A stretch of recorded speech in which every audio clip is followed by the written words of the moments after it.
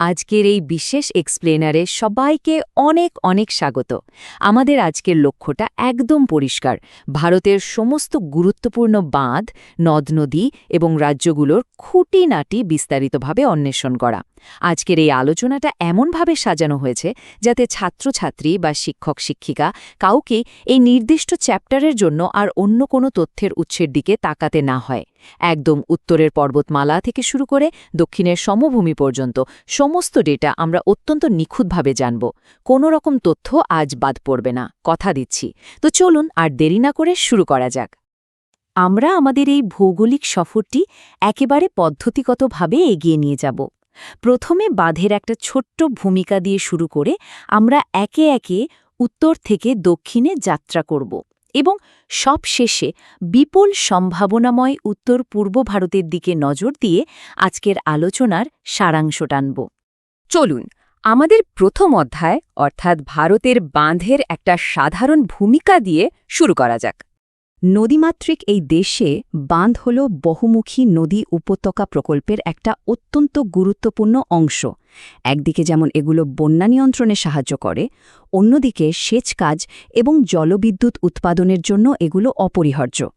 কৃষিকাজ ও শিল্পের বিকাশে এই অপরিসীম গুরুত্বের কথা মাথায় রেখে স্বাধীন ভারতের প্রথম প্রধানমন্ত্রী পণ্ডিত জওহরলাল নেহরু বাঁধগুলোকে আধুনিক ভারতের মন্দির বলে আখ্যায়িত করেছিলেন। তবে হ্যাঁ, এটাও মাথায় রাখতে হবে যে পরবর্তীকালে সামাজিক এবং পরিবেশগত নানা প্রভাবের কারণে এই বড় বড় বাঁধ নির্মাণ অনেক ক্ষেত্রে বেশ সমালোচনা ও বিতর্কেরও সম্মুখীন হয়েছে। আচ্ছা, আপনারা কি জানেন যে মার্কিন যুক্তরাষ্ট্র এবং চীনের পরে ভারত হল বিশ্বের তৃতীয় বৃহত্তম বাঁধ নির্মাণকারী দেশ? হ্যাঁ, সংখ্যাটা শুনলে অবাক হবেন। আমাদের দেশে বর্তমানে ৫,২৬৪টি বড় বাঁধ রয়েছে, আর আরও ৪৩৭টি বড় বাঁধ নির্মাণের কাজ এই মুহূর্তেই চলছে। ব্যাপারটা সত্যিই বিশাল, তাই না? এবার আমরা সরাসরি চলে যাব আমাদের প্রথম আঞ্চলিক বিভাগে, উত্তর এবং পশ্চিম ভারতের বাঁধ।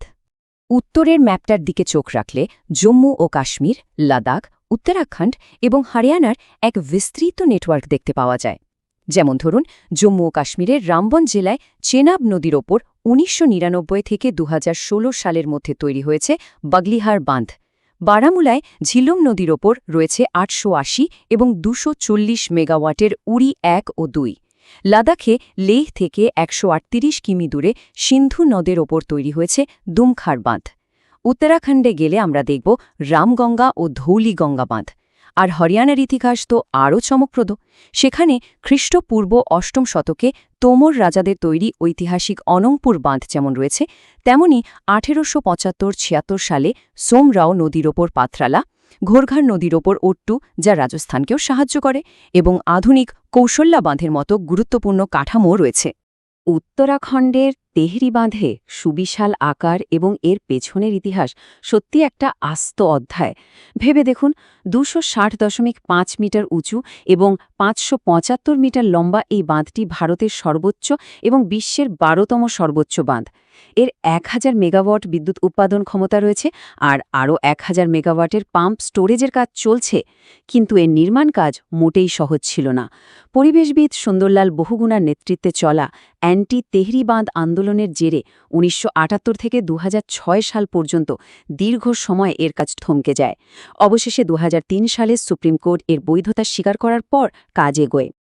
ইতিহাসের একটা আকস্মিক ঘটনা থেকে কিভাবে বিরাট কিছুর জন্ম হতে পারে তার এক দারুণ উদাহরণ হল হিমাচল প্রদেশ ও পাঞ্জাব সীমান্ত অবস্থিত ভাকরা নাঙ্গাল বাঁধ। গল্পটা বেশ মজার। ১৯০৮ সালে একটি চিতাবাঘের পিছু ধাওয়া করতে গিয়ে ব্রিটিশ জেনারেল লুই ডেন শতদ্রু নদীর স্রোত দেখে প্রথম এখানে একটা বাঁধের কথা ভাবেন। সেই ভাবনা থেকে ১৯৪৮ সালে প্রকল্প পাশ হয়, ১৯৫১ সালে নির্মাণ শুরু হয়, আর ১৯৫৪ সালে নেহেরু এর উদ্বোধন করেন। পরবর্তীতে ১৯৬৩ সালে ভারতের দ্বিতীয় সর্বোচ্চ এই বাঁধ এবং গোবিন্দসাগর জলাধারটি জাতির উদ্দেশ্যে উৎসর্গ করা হয়। হিমাচল প্রদেশ, রাজস্থান এবং গুজরাতের মতো রাজ্যগুলোর নিরবিচ্ছিন্ন বিদ্যুৎ এবং সেচ ব্যবস্থা এই বৈচিত্র্যময় বাঁধগুলোর ওপর গভীরভাবে নির্ভরশীল। হিমাচলে বিয়াস নদীর ওপর ৭৬ মিটারের পাণ্ডোহ বা পোং, শতদ্রুর ওপর ১৫০০ মেগাওয়াটের নাথপা ঝাঁকরি এবং রাভির ওপর ৩টি পর্যায়ে তৈরি চামেরা বাঁধ অত্যন্ত গুরুত্বপূর্ণ। রাজস্থানের ক্ষেত্রে বানাস নদীর ওপর আয়তনে বৃহত্তম বিশালপুর, মাহির ওপর মাহি বাজাজ সাগর এবং চম্বলের ওপর রানা প্রতাপ সাগর হল প্রাণকেন্দ্র। আবার গুজরাটে বনাস নদীর ওপর দান্তিওয়াদা এবং মাহি নদীর ওপর কদানাবাদ বিপুর এলাকার জলের যোগান নিশ্চিত করে। গুজরাটের দিকে তাকালে আরও কিছু সুবিশাল মেগা প্রজেক্ট আমাদের মুগ্ধ করে। নর্মদা বাঁচাও আন্দোলনের মতো দীর্ঘ আইনি ও পরিবেশগত বাধা পার করে সর্দার সরোবর বাঁধ আজ অত্যন্ত গুরুত্বপূর্ণ একটা প্রকল্প। ১.২ কিলোমিটার দীর্ঘ এবং ১৪৫০ মেগাওয়াট ক্ষমতার এই বাঁধটির উচ্চতা ২০১৭ সালে ১৩৯ মিটারে উন্নীত করা হয়। এর সাথেই রয়েছে তাপ্তি নদীর ওপর ১৯৭২ সালে তৈরি ৩০০ মেগাওয়াটের উগাই বাঁধ। এর ক্যাচমেন্ট এলাকাটা জানলে অবাক হবেন, ৬২,৩৫৫ বর্গমিটার, আর এই বাঁধের ফলেই তৈরি হয়েছে সুবিশাল বল্লভসাগর।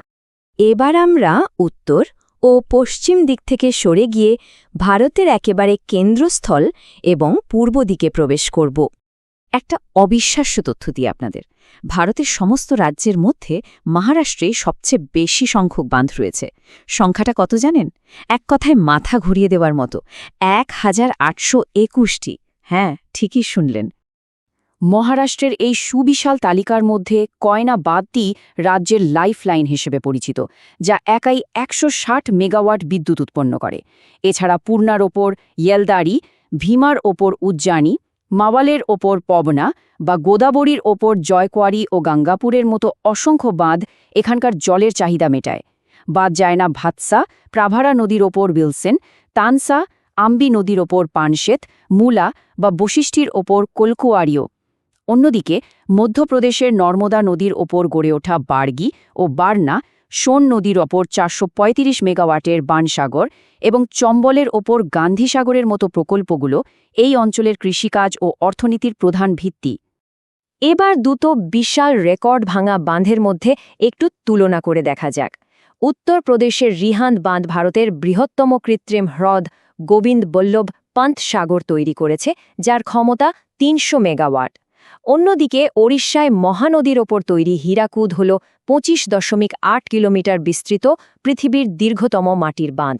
১৯৪৬ সালে এর ভিত্তিপ্রস্তর স্থাপন করা হয়, আর ২০২১ সাল থেকে এটি একটি অত্যন্ত গুরুত্বপূর্ণ রামসার সাইটও বটে। পূর্ব ভারতের চিত্রটি সম্পূর্ণ করতে হলে আরও কয়েকটি নাম অবশ্যই উল্লেখ করতে হবে। উত্তরপ্রদেশের বেতোয়া নদীর ওপর মাতাটিলা ও পারিছা, ঘরঘরার উপর ধান রোল এবং কানপুরে গঙ্গার ওপর লাভকুশ বা গঙ্গা ব্যারেজ ও সারদা ব্যারেজ খুবই গুরুত্বপূর্ণ। এরপর ঝাড়খণ্ডের দিকে তাকালে দামোদর উপত্যকা প্রকল্পের অন্তর্গত বরাকর নদীর ওপর মাইথন এবং দামোদরের ওপর পাঞ্চেত বাঁধের পাশাপাশি সুবর্ণরেখার ওপর চান্ডিল বাঁধ আমরা পাই।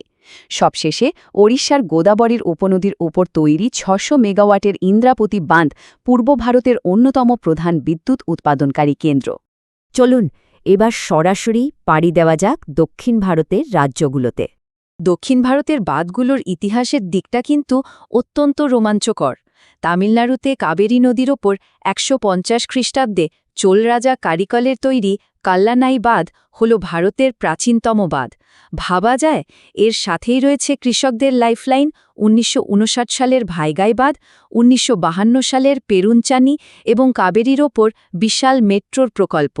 অন্ধ্রপ্রদেশে পেন্না নদীর ওপর সোমাশিলা এবং কৃষ্ণা নদীর ওপর শ্রীশাইলম বাঁধ তেলেগু গঙ্গা প্রকল্পে দারুণ সাহায্য করে। অন্যদিকে তেলেঙ্গানায় মানাইর নদীর ওপর লোয়ার, মিড এবং আপার মানাইর বাঁধের পাশাপাশি মাঞ্জিরা নদীর ওপর সিঙ্গুর ও নিজামসাগর এই অঞ্চলের সেচকাজের মেরুদণ্ড। এখানকার সবচেয়ে চমকপ্রদ তথ্যটি হল বাঁধ নির্মাণের বৈচিত্র্য। এটা জেনে অবাক হবেন যে কর্ণাটকের তুঙ্গভদ্রা এবং কেরালার মুল্লাপেরিয়ার হল ভারতের একমাত্র দুটি নন সিমেন্ট বাঁধ। এখানে সিমেন্টের বদলে মাটি এবং চুনা পাথরের মিশ্রণ বা সুরকি মর্টার ব্যবহার করা হয়েছে। এর পাশাপাশি রাজা চতুর্থ ওদেয়ারের সময়ে ১৯১১ থেকে ১৯৩২ সালের মধ্যে তৈরি কর্ণাটকের কেআরএস বাঁধ, প্রাচীনতম বাণীবিলাস সাগর বা ১০১ মিটার উঁচু সর্বোচ্চ সুপা বাঁধও ইঞ্জিনিয়ারিংয়ের একটা দারুণ নিদর্শন। দক্ষিণ ভারতের এই ভৌগোলিক সফরটি আমরা শেষ করব কর্ণাটক এবং কেরালার ঘন নদীজালের ওপর গড়ে ওঠা বাকি প্রধান বাঁধগুলো দিয়ে।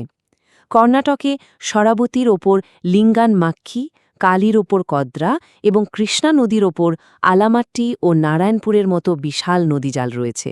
অন্যদিকে কেরালায় পেরিয়ারের ওপর তৈরি ইদুক্কির পাশাপাশি মালামপুজা, মানালির ওপর পিছি, নেইয়ার, পারাম্বিকুলাম এবং ওয়ালায়ারের মতো জলাধারগুলো সারা বছর জলের যোগান দেয়।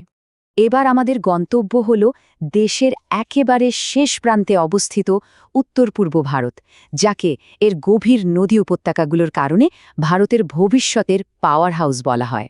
সেভেন সিস্টার্স রাজ্য এবং সিকিম জুড়ে ছড়িয়ে থাকা এই বাঁধগুলো বন্যা নিয়ন্ত্রণের কাজ তো করেই, পাশাপাশি ত্রিপুরার গুমতি জলাধারের মতো জায়গাগুলো অসাধারণ সব বন্য প্রাণীর আবাসস্থল হিসেবেও দারুণ ভূমিকা পালন করে। অরুণাচলের রাঙ্গা নদী, নাগাল্যান্ডের দোয়াং রিকফিল বাঁধ বা মেঘালয়ের প্রথম বাঁধ উমিয়াম এখানকার গুরুত্বপূর্ণ কাঠামো।